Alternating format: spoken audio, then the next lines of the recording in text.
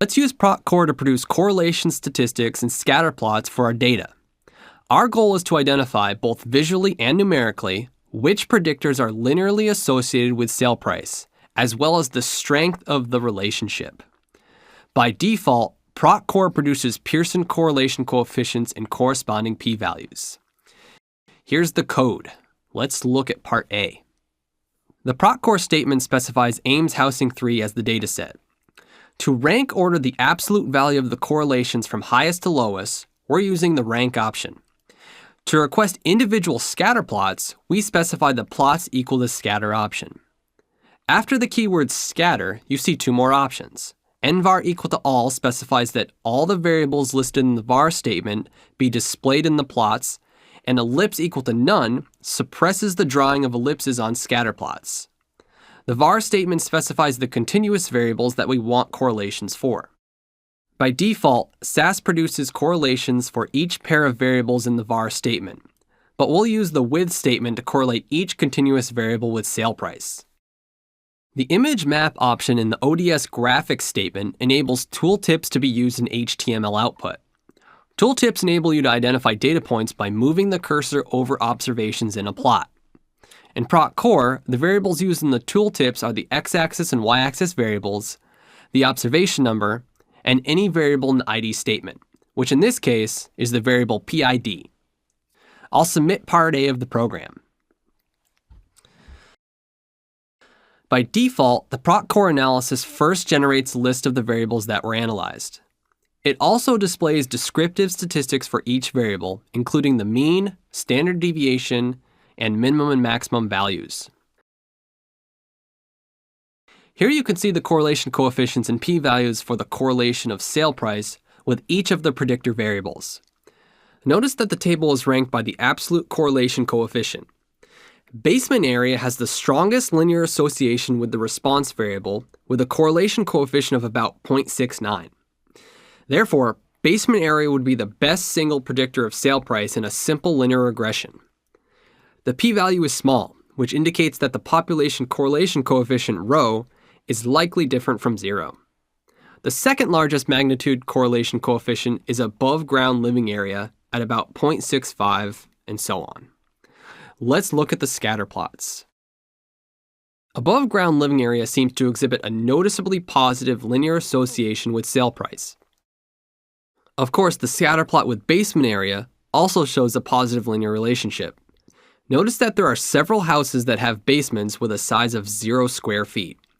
These are houses without basements, not missing values. This mixture of data can affect the correlation coefficient. You would need to take this into account if you build a model with basement area as a predictor variable. You can move the cursor over the observation to display the coordinate values, observation number, and ID variable values.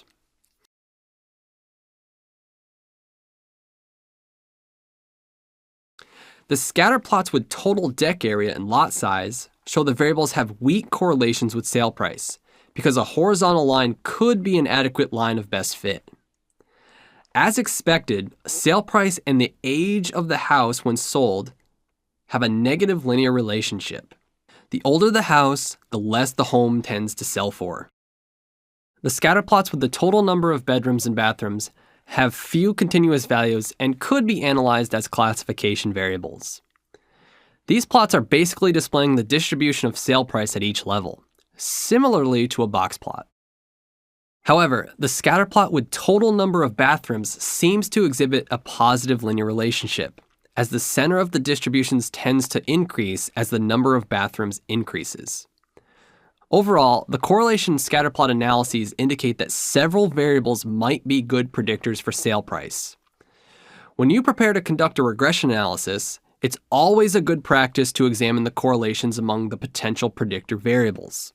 This is because strong correlations among predictors included in the same model can cause a variety of problems, like multicollinearity.